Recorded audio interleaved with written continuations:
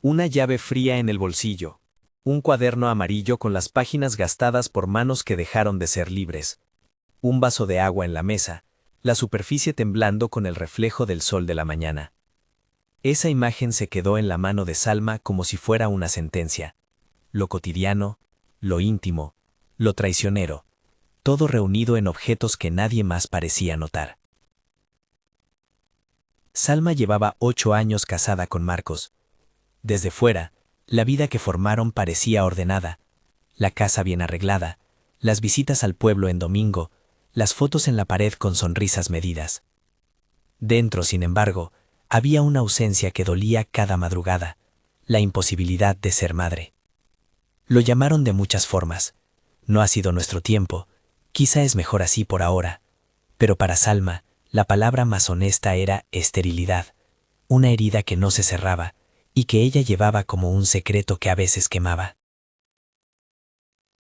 Para sostenerse en esa soledad, Salma había tejido un ritual pequeño y silencioso. Cada amanecer, antes de que la casa se llenara de pasos, ella preparaba un vaso con agua fresca, se sentaba en la mesa de la cocina, miraba el brillo del líquido, y con los dedos todavía húmedos, decía en voz baja unas palabras que nadie le había enseñado. Una súplica, una rendición, un agradecimiento que no exigía resultados. No era un conjuro ni una fórmula, era el hilo que la devolvía a sí misma. Llamaba a ese gesto orar sobre el agua, le daba calma, le daba valor, y a su manera, le daba la paciencia para seguir. La ausencia de hijos y la devoción matutina nunca fueron temas de discusión abierta con Marcos. Él respetaba sus tiempos en apariencia, hasta que las preguntas pequeñas empezaron a crecer. Todo comenzó con la reforma, una excusa indefinida que Marcos repetía cada vez que Salma preguntaba por su madre, doña Rosa. Está arreglando el cuarto, decía. Se va a quedar como nueva, te lo prometo. Eran palabras fáciles, que abrían una puerta que parecía necesaria. Si la casa necesitaba reformas, entonces quizá era razonable que nadie entrara. Pero las promesas de Marcos se fueron volviendo un muro. Día tras día, al inclinarse sobre el vaso y nombrar en secreto lo que el cuerpo no podía expresar, comenzó a notar fisuras en la coraza de las explicaciones. Las preguntas que antes la consumían de noche, ahora se organizaban en mapas, recibos que no explicaban gastos, nombres repetidos en los apuntes de Marcos, una dirección en un papel doblado que nunca había visto antes. Hubo una mañana en la que encontró la primera llave. No era la llave de la puerta principal, ni la de su coche. Era una llave pequeña, fría, envuelta en un trapo entre los cajones de la cómoda de su dormitorio, donde Marcos guardaba instrumentos de trabajo y cosas que no usaban. La llave no tenía etiqueta y su metal parecía más antiguo que la edad de la casa. Cuando la sostuvo, la mano le tembló de una manera nueva. Ya no era solo curiosidad, había rabia mezclada con miedo. A partir de esa llave, el mundo de Salma se volvió un poco más nítido y mucho más peligroso. Comenzó a ordenar papeles con la misma paciencia con la que años atrás había aprendido las oraciones del amanecer. Reunió facturas, cotejó fechas en las cuentas bancarias y encontró un recibo de farmacia a nombre de doña Rosa que estaba fechado meses atrás, cuando Marcos aseguraba que la reforma ni siquiera había empezado. En una libreta con notas técnicas de obras, detrás de una página arrugada, halló una dirección fuera del pueblo, escrita con la caligrafía de Marcos, la misma que figuraba en mensajes que él borraba con frialdad. Esa tarde, decidió comprobar de forma discreta. Con la llave en el bolsillo, Salma se acercó a la casa de doña Rosa. Desde la calle podía ver la verja cerrada, la pintura que antes era blanqueada por la lluvia, ahora teñida de polvo. Nadie respondía. El corazón le golpeaba las sienes con una mezcla de temor y una certeza que no había pedido. La sensación de que algo le habían ocultado no era solo por orgullo, sino por vergüenza ajena, por un abuso sostenido bajo el amparo de la rutina. Fue Teresa, la vecina de al lado, quien le dio la primera pista que sonó como un llamado a la responsabilidad. Doña Teresa había visto pasar a Marcos en varias ocasiones con bolsas y cajas. Lo vi entrar una vez, con el maletero lleno de cosas, le dijo en voz baja, mirando a la calle como quien intenta no despertar a alguien dormido. Pero siempre decía que era por la reforma. Tú eres la nuera, Salma, sabes lo que es una familia. Sus ojos se humedecieron un instante. Teresa no era mujer de palabras fáciles. Su contención transformó la conversación en una advertencia suave. No confíes solo en las palabras. La llave, la dirección y las palabras de Teresa comenzaron a formar una pregunta que no permitía sosiego. ¿Y si doña Rosa no estaba en una obra, sino en una cárcel dispersada? Salma lo pensó sin gritarlo, con la misma compostura que tenía para besar la frente de su suegra en las fotos. No quería creerlo, pero la duda encendía la furia de quien ha sido excluida, y a la vez sabía que la justicia no era un acto heroico aislado, sino una suma de pasos concretos. Esa noche, antes de ir a dormir, Salma repitió su ritual. Puso el vaso de agua frente a ella, rozó la superficie con las yemas de los dedos y dijo, casi sin darse cuenta, una oración breve. Señor, dame claridad y valentía. No pedía milagros, pedía sentido. No buscaba castigos, buscaba verdad. Eran palabras simples que la hicieron reiniciar su voluntad al día siguiente. En las semanas posteriores, el que antes había sido su mundo razonable se transformó en una labor de espionaje doméstico. Salma empezó a revisar los papeles con atención de cirujana emocional. Encontró facturas de visitas médicas de doña Rosa con fechas que no cuadraban con la versión oficial, notas sobre medicación interrumpida, el pago de un servicio a domicilio que nunca llegó a la vivienda pública. Cada papel era una pequeña herida que se abría en la esperanza de hallar la verdad. Una tarde, mientras hacía limpieza en la habitación que doña Rosa usaba cuando venía al pueblo, encontró algo que la dejó muda, un cuaderno amarillo. Estaba escondido detrás de un cajón, envuelto en una bolsa de plástico, como si alguien hubiese querido proteger de la humedad lo que no quería que otros leyeran. Al abrirlo, la letra era temblorosa pero firme. Eran palabras que venían de una garganta que había aceptado la soledad y sin embargo se atrevía a nombrarla. Había fechas, pequeños trazos de vida cotidiana y también quejas discretas, reclamos que ardían en silencio. Salma apenas pudo leer en voz alta 2 líneas que parecían hablarle, como si la escritora supiera que alguien leería algún día. Me quitan la pastilla otra vez, me dicen que me olvide de la familia, que es por mi bien. Me siento encerrada en mi propia casa.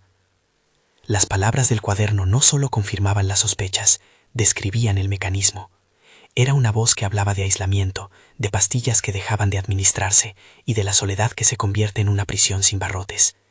Doña Rosa, esa mujer de manos arrugadas que en otra vida regaba macetas y contaba historias de la plaza, había dejado un testimonio escrito, una prueba que ardía en la palma de Salma, como si fuera una reliquia. Pero el cuaderno guardaba más, una foto recortada que mostraba a doña Rosa en un momento anterior, sentada en el porche con un libro en la mano, y al lado otra imagen más reciente, con un rostro endurecido por la tristeza, los ojos apagados. Entre las páginas estaban también notas sueltas, palabras que hablaban de nombres, Vera, Bruno, nombres que antes Salma relacionaba con vaguedad, ahora formaban un entramado que se abría como una telaraña. Vera, según entendió por comentarios de vecinos y alguna mención en las notas de doña Rosa, no era conocida por todos en el pueblo. Era una presencia que Marcos había mantenido en la sombra, a su manera.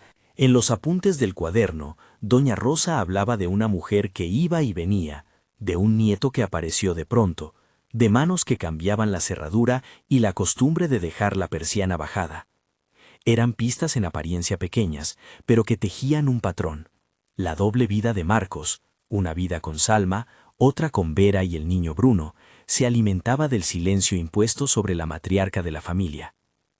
Salma sintió que el suelo se abría bajo sus pies, no por la sorpresa de la infidelidad, sino por el tamaño moral del acto. Ocultar a una persona mayor, privarla de medicamentos, usar su ausencia para encubrir una nueva existencia. Era traición con nombre y apellido, era apropiación. Sentimientos que en otro tiempo se habrían quedado en el pecho, ahora pedían ser pronunciados en voz alta. Esa noche no durmió. Caminó por la casa con el cuaderno apretado contra el pecho como si fuera un corazón ajeno que necesitaba latir. Recordó cómo cuando entró por primera vez en aquella familia, doña Rosa la miró con recelo y con dulzura. La trató como a una hija que debía probarse buena. Nunca habló de la enfermedad ni de la fragilidad.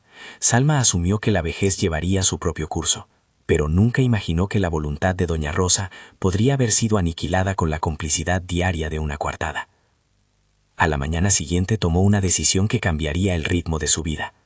No iba a dejar que aquel cuaderno muriera en un cajón más. Fue a ver a Teresa, la vecina, y le contó lo que había hallado. Teresa no tardó en ponerse de su lado. Su mano, firme, cerró la palma de Salma en un gesto de sororidad. «Esto es más que un secreto de familia», dijo. «Si la hicieron desaparecer del mundo así, alguien tiene que hablar». Las palabras de Teresa eran un puente. Salma las cruzó con el cuaderno bajo el brazo y una incertidumbre que la impulsaba. Buscar ayuda no fue un acto de valentía sin riesgo, fue un cálculo lento. Salma encontró al licenciado Ramírez en la ciudad, un abogado que la recibió con la profesionalidad que solo tienen los que han visto demasiadas historias rotas. Le habló de procedimientos, de medidas cautelares, de cómo se pueden solicitar inspecciones. Le pidió tiempo para reunir pruebas, y Salma le entregó el cuaderno, las facturas, la llave. Ramírez la escuchó con los ojos atentos, y cuando terminó, la miró como quien ha visto un patrón y sabe qué piezas faltan aún. Mientras tanto, Marcos continuaba con su vida de apariencias. Salma, con el cuaderno en la mano, observaba su imagen en el espejo con una claridad nueva. No era solo esposa traicionada, era la guardiana de la verdad de otra persona. De repente, la palabra coraje tenía un significado concreto. No el coraje heroico de los relatos, sino el coraje de ordenar papeles, de llamar a testigos, de abrir puertas que otros preferían clausurar. No tardaron en aparecer pruebas más tangibles. En una caja de herramientas, tras una placa suelta, Salma encontró sobres con nombres y sumas de dinero que Marcos justificaba como pagos por la reforma. Había tickets de gasolineras que no cuadraban con la ruta que él decía haber tomado, recibos de compras en tiendas de otra ciudad y una fotografía arrugada en la que se veía a Doña Rosa, pero de fondo, casi fuera de foco, un pequeño juguete que no pertenecía a la casa, una pelota con los colores de un equipo que nadie en la familia aprecia. La presencia de esa pelota la conectó con la idea de Bruno, de ese niño que según algunas menciones en el cuaderno aparecía sin raíces claras y que ahora empezaba a tener rostro y nombre. Salma decidió que la primera confrontación pública debía ser contenida y estratégicamente calibrada.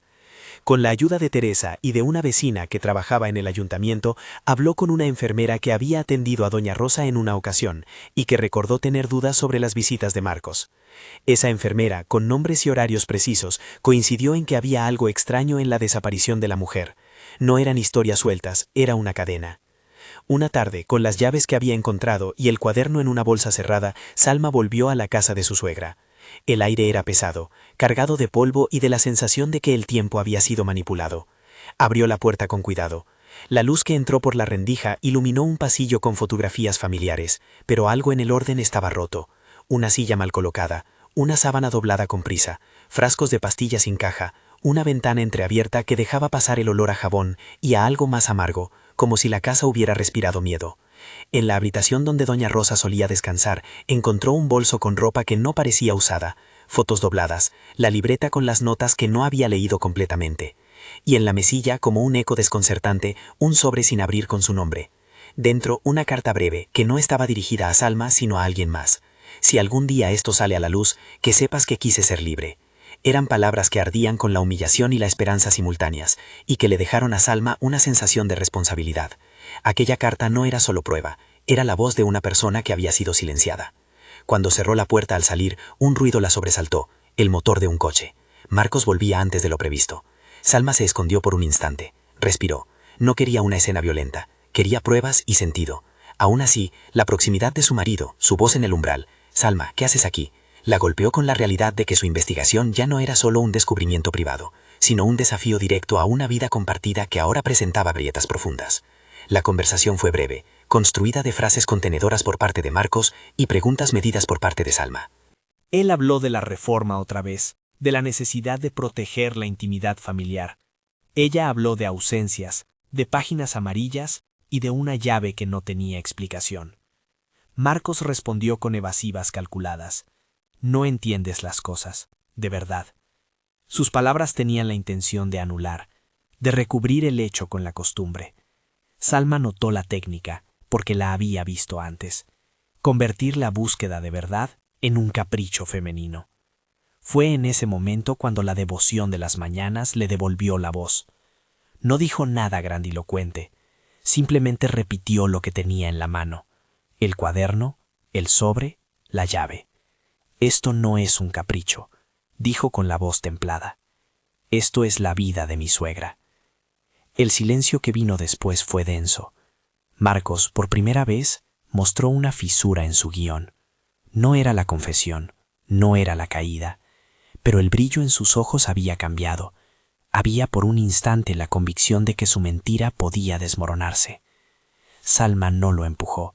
No tenía prisa por la confrontación pública. Sabía que las piezas debían colocarse con método, con el apoyo del licenciado Ramírez, y si era necesario, con la exposición ante los vecinos que no habían visto lo que ella había descubierto.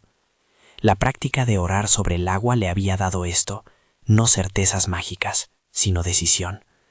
Al caer la tarde, Salma volvió a su casa con más pruebas y una calma nueva. Había llegado al borde de algo grande, algo que ya no se podía resolver con llamadas evasivas o con excusas de reformas. Sabía que la siguiente etapa exigiría más que intuición, testigos, respaldo legal y la valentía de pedir ayuda pública. Sobre la mesa dejó el cuaderno abierto en una página donde doña Rosa hablaba de la sensación de haber sido reducida a un objeto. Me tratan como si no tuviera palabra. A veces creo que nadie vendrá a buscarme. Salma cerró los ojos, y el recuerdo de esas palabras le abrió una claridad dolorosa. Alguien sí había venido a buscarla. Ella misma sería esa mano. Antes de acostarse, como si en ese gesto simple se sellara el pacto con su propia vida, rellenó el vaso de agua. Lo miró, lo sostuvo entre las manos y con voz leve murmuró una oración que no pedía recompensa sino fortaleza. Señor, dame la paz para sostener la verdad y el valor para no callar. Sabía que la fe no estaba aquí para otorgar solo consuelos, sino para poner en movimiento una voluntad. Esa noche no soñaría ni hijos ni cambios milagrosos. Soñó en cambio con puertas que se abrirían y con voces que dejarían de ser silenciadas. La llamada llegó al amanecer siguiente. Una vecina de la ciudad había visto a Vera en un mercado, con el niño Bruno. No era una casualidad. La localización daba sentido a rutas, a tickets de gasolina, a la pelota encontrada en la foto. Salma anotó el dato. Sabía que la presencia de Vera podría ser determinante. Una mujer que había compartido una vida con Marcos y que posiblemente podría confirmar la existencia de Bruno, y con ello, la doble vida que había tejido. Pero también sabía que convencer a Vera de hablar no sería sencillo. Podría haber miedo, lealtad o coacción. La pieza faltante no era solo una prueba técnica, sino una persona con su propia complejidad. Cuando llamó al licenciado Ramírez y le habló de Vera, el abogado le pidió cautela. No queremos asustarla, dijo. Necesitamos pruebas sólidas antes de acercarnos. Las denuncias precipitadas pueden volverse en contra. Esa frase, aunque pragmática, no calmó la urgencia que Salma sentía.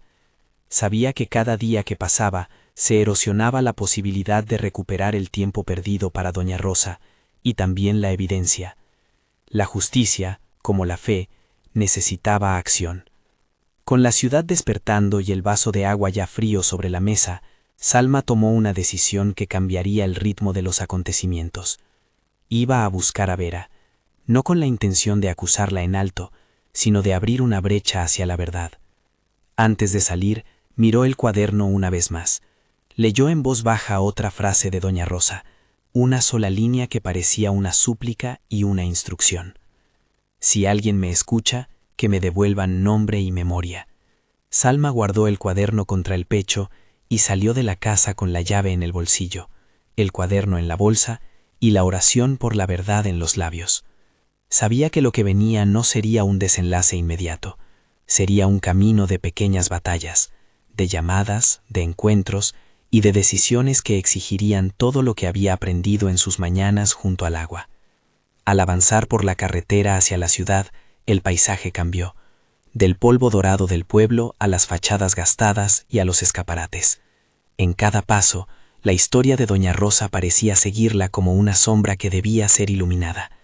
Salma pensó en la vida que ella misma había deseado y en la forma en que las mentiras de otros podían cercenar no solo un presente, sino la posibilidad de recordar con dignidad a quien había sido.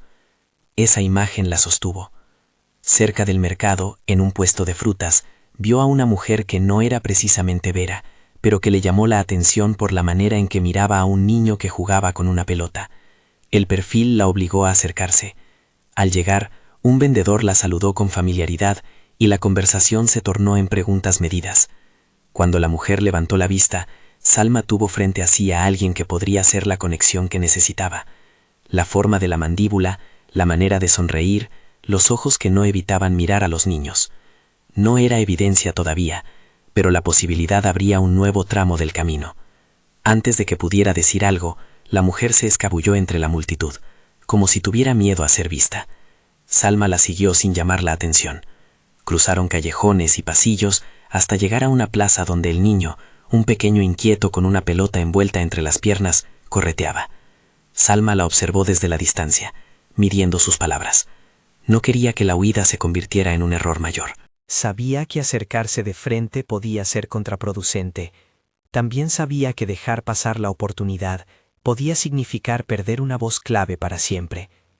Respiró hondo, y cuando se decidió a acercarse, el corazón le latía como si la llave en su bolsillo fuera un tambor que marcaba el paso. Iba a poner en marcha un proceso que ya no era solo suyo. Era el acto de devolverle voz a doña Rosa, y a través de ello, de exigir una reparación que no se limitara al juzgado, sino que reconstruyera memoria en una casa que había sido usada como escondite. En ese momento, cuando la mujer se volvió por la segunda vez, Salma levantó la vista y sin dramatismos dijo un nombre que funcionó como puente. ¿Vera? La palabra, simple y directa, abrió una puerta que había estado cerrada por demasiado tiempo. La mujer se volvió con la rapidez de quien sospecha una trampa, y por un instante su rostro se cerró como una puerta. Salma sostuvo la mirada y dijo otra vez, con voz que no traicionaba la tensión: Vera. La palabra recorrió la plaza y quedó suspendida entre puestos de fruta y voces que venían y se iban. Vera dudó, miró al niño, y en sus ojos Salma reconoció un conflicto antiguo: miedo, necesidad, lealtad y algo que parecía culpa. No fue una confesión inmediata, sino una mirada que pedía tiempo. Salma respiró y dejó caer el cuaderno dentro de su bolso, como un gesto que dijera: no vengo a hacer daño, vengo a escuchar. Caminaron juntas, paso a paso, hasta un banco bajo una parra. El niño se fue a jugar con su pelota, y la distancia que la plaza imponía se convirtió en un espacio tenue donde se podían decir verdades de a pocos. Vera habló primero, con frases cortas, guardando algo para sí como quien protege una fragilidad. Contó, entre sollozos contenidas, que había llegado al pueblo por casualidad y que Marcos se había ofrecido a darle trabajo antes de convertirse en algo más. Habló de cenas a escondidas, de miradas cruzadas en la cocina, de promesas que sonaban a hogar cuando se escuchaban a solas. Habló, con voz trémula, del niño, que Bruno era su hijo, que había nacido en la otra ciudad, que Marcos se había implicado en su vida desde el principio. Lo que Vera contó no fue una historia para exculparse, ni una justificación. Fue el relato de alguien que supo, tarde, que su elección había tenido consecuencias que no había calculado. Habló de visitas a la casa de doña Rosa, de cómo Marcos le pedía que cerrara la puerta con cuidado, de cómo le prohibía contactar con la familia. Por protección, le decía. Habló también de miedo a Marcos, de amenazas sutiles y de favores que se volvieron cadenas. Salma le escuchó sin interrumpir, con la misma calma que había forjado en sus mañanas junto al agua. No vino a castigar, vino a reconstruir la verdad.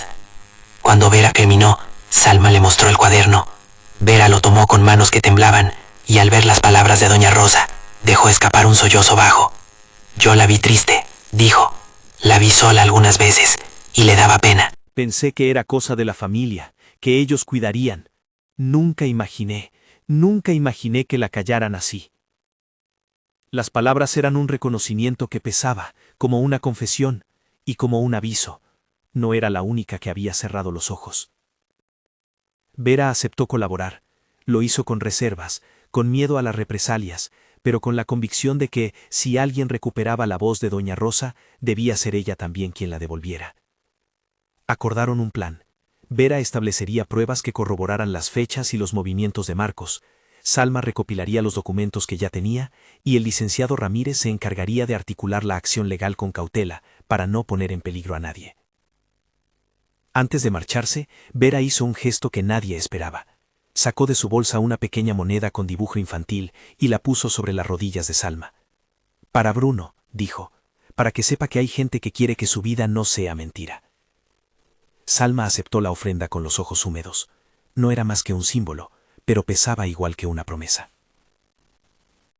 La reunión con el licenciado Ramírez fue sencilla y metódica.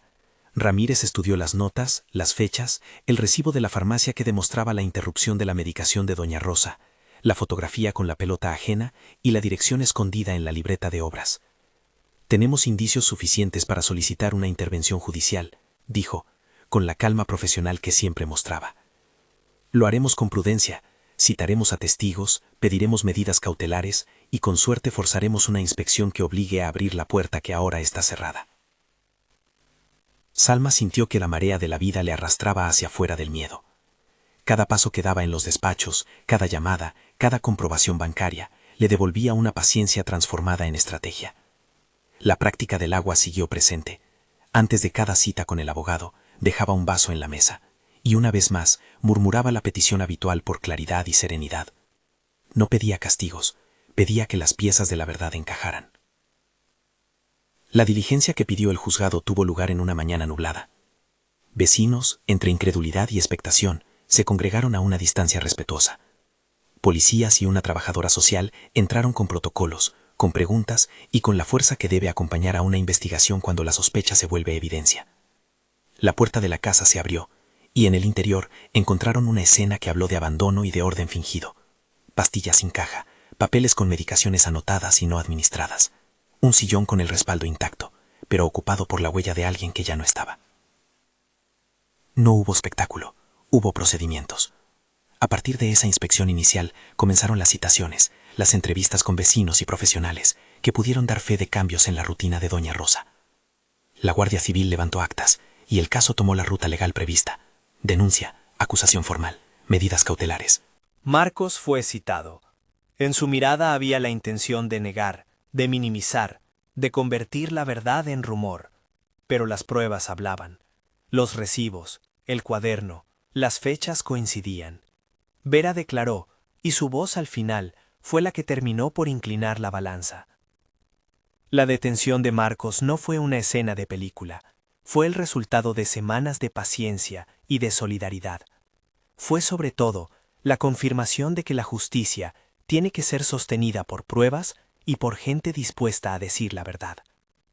Cuando se produjo la orden de prisión provisional, el pueblo sintió que algo hasta entonces disimulado se desmoronaba.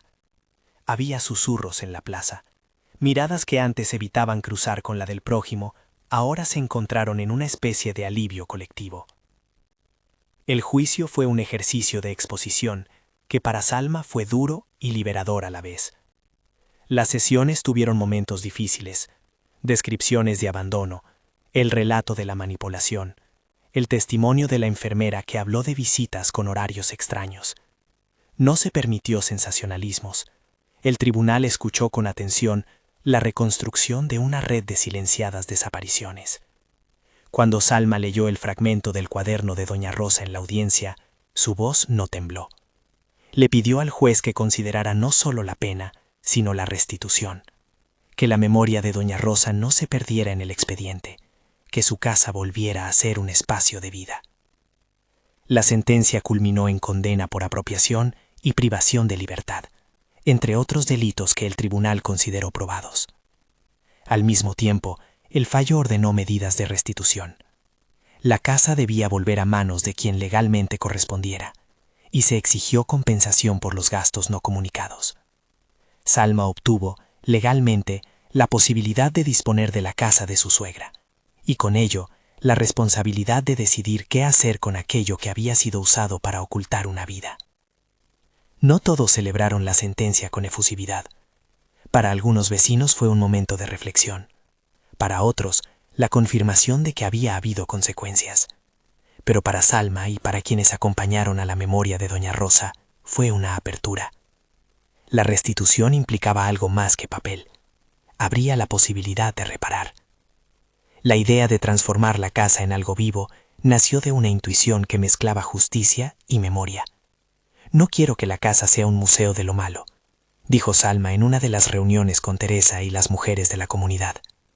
Quiero que sea un lugar donde la voz de Rosa y la de otras que callaron se escuchen. Así nació el proyecto, una pequeña biblioteca comunitaria y un centro de memoria para mayores. La habitación que había servido de prisión se convirtió con manos amigas en sala de lectura. Los frascos de pastillas desaparecieron, y en su lugar se pusieron estanterías con libros cedidos por vecinos y por una ONG local de fomento de la lectura. La inauguración fue humilde y cálida.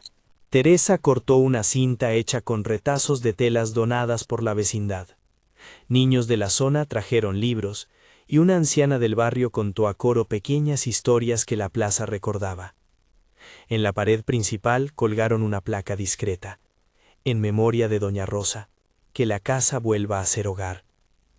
Nadie pretendió que la placa borrase lo ocurrido. Fue un reconocimiento público, una toma de responsabilidad colectiva. Salma supervisó la disposición de las mesas. Recordó las mañanas en las que miraba el vaso de agua y sintió que aquel gesto íntimo la había sostenido, no por su eficacia sobre el mundo, sino porque le otorgó la paciencia y la claridad para actuar. En la biblioteca dejó una copia del cuaderno amarillo, cerrada en una vitrina con permiso de la familia, para que fuera testimonio y advertencia, sin sensacionalismo. Era la voz de Doña Rosa, conservada con respeto. Vera y Bruno pasaron a formar parte de la historia pública de la casa. Vera, que al principio hablaba con timidez, encontró en la apertura del espacio un lugar para comenzar a recomponer vínculos. Trajo fotografías de momentos sencillos con su hijo y poco a poco se permitió a sí misma aceptar la ayuda que la comunidad ofrecía. Apoyo escolar para Bruno, una vecina que le enseñaba a coser para que pudiera ganar algo de independencia, y un grupo de mujeres que la escuchaban sin juzgar. Fue, en ese proceso, que Salma comprendió cómo la justicia no acababa en una sentencia. La reparación tenía que incluir la reinserción y la dignidad para todos los afectados. En lo personal, la vida de Salma caminó hacia una paz que no era sumisa ni ingenua. Sus mañanas de orar sobre el agua siguieron siendo su punto de encuentro con su propia vulnerabilidad y su fe. Con el tiempo, la oración le dio otra cosa, la capacidad de abrirse a la vida con menos peso. No fue una transformación mágica, fue la consecuencia de quitar de su vida lo que le oprimía, la mentira, la violencia simbólica, la exclusión. Con la casa reparada, con la verdad pública y con la comunidad a su lado, se sintió más ligera para pensar en su propia vida. Buscar apoyo médico y emocional fue para Salma un paso natural. Habló con su médico de cabecera, quien la animó a seguir con el cuidado integral, revisiones, tratamiento en caso de necesidad y, sobre todo, apoyo psicológico para transitar la traición y la pérdida. Ella aceptó, no porque la fe estuviera en segundo plano, sino porque entendía que la vida es un entramado de factores. En sus conversaciones con profesionales, se habló de fertilidad con cautela, de opciones, de tiempos. Salma, siempre honesta, decía que su oración diaria le daba paz y valor, pero que también era prudente y acudía a médicos. Pasaron meses de reconstrucción y de rutinas nuevas. La biblioteca se fue llenando de niños que antes no tenían un lugar para leer, de ancianos que encontraban compañía, de jóvenes que impartían talleres. La casa sonaba otra vez. Risas, pasos, charlas. Salma, en medio de todo, encontró un nuevo pulso. Con Vera, la relación, al menos la que podía compartirse en público, fue mutando hacia una forma de cooperación. No eran amigas íntimas, pero sí compañeras de una causa que había acabado siendo mayor que ambas. La noticia de su embarazo llegó como un rumor primero, y luego como una palabra dicha en voz alta por Salma en una reunión de amigas. Creo que puedo estar embarazada. Habló con el mismo pudor con que siempre habló de su infertilidad, como quien comparte un hecho que le sorprende y le alegra. En los meses anteriores había comenzado tratamientos por consejo médico, había llevado un control, y en paralelo su corazón había encontrado menos peso. No lo veo como una recompensa, dijo en una entrevista pequeña para la radio del pueblo. Lo veo como parte de un proceso donde las cosas cobran sentido de otra manera. He trabajado en mi salud, he buscado ayuda y he tenido este espacio de paz que la verdad y la justicia me devolvieron. Mi embarazo es mi experiencia, no una norma. Ella contó su testimonio con cuidado. Dijo que la oración del agua seguía siendo su refugio matinal, que en ella encontraba raíces para sostenerse, pero aclaró que su concepción no era una promesa que pudiera hacerse universal. No digo que si alguien hace lo mismo vivirá lo mismo, explicó. Digo que a mí, la calma interior y la certeza de haber hecho lo correcto me permitió abrirme a la vida.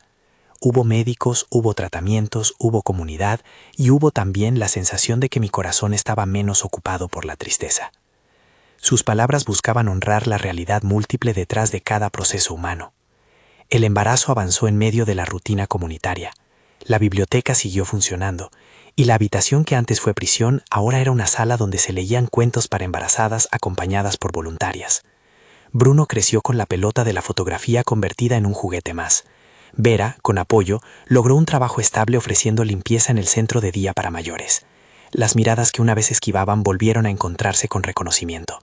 No todo se resolvía con palabras, muchas heridas siguieron abiertas, pero la colectividad del pueblo había cambiado su rostro. Hubo momentos de fragilidad, visitas al juzgado para supervisar la ejecución de la restitución, gestiones para que la vitrina del cuaderno tuviera condiciones de conservación apropiadas, la necesidad de contar con fondos para mantener la biblioteca. Nada de esto se resolvió sin esfuerzo. Salma aprendió a pedir ayuda, a delegar, a sentir que no tenía que cargarlo todo.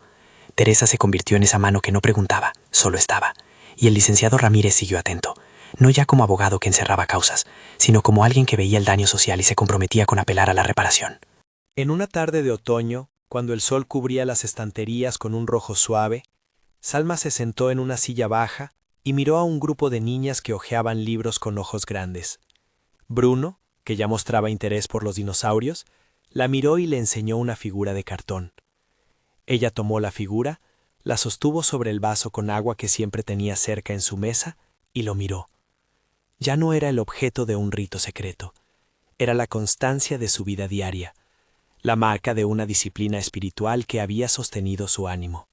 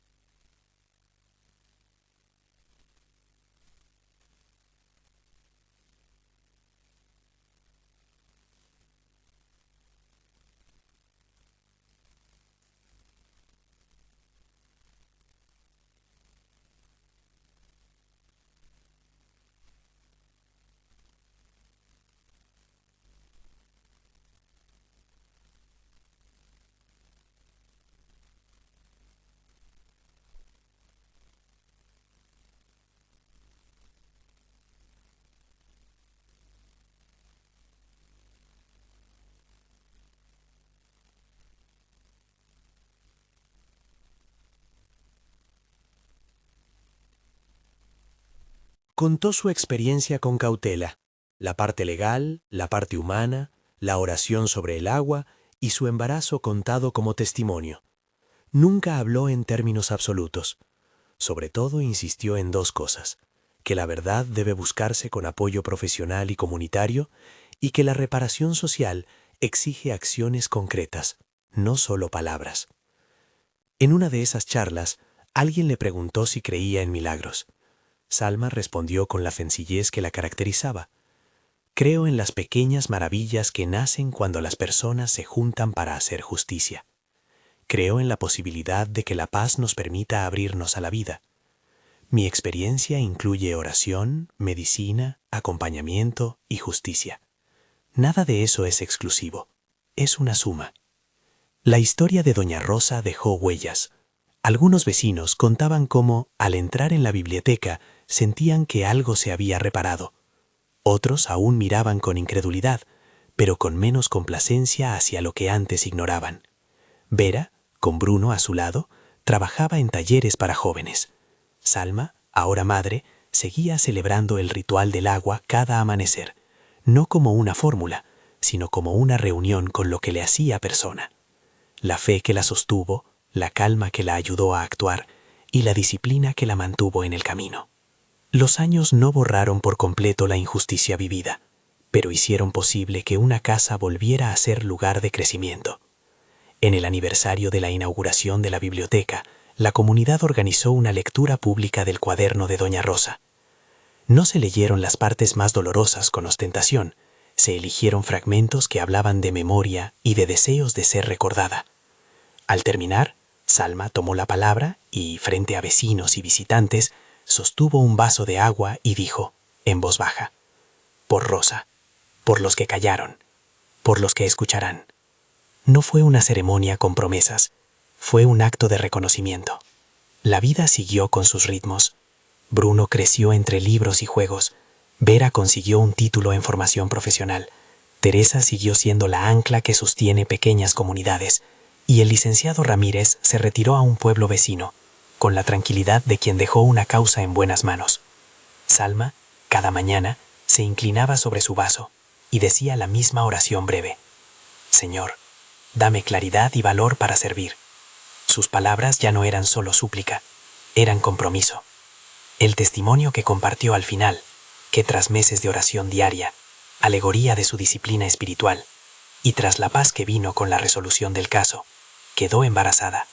Fue recibido con respeto y con preguntas.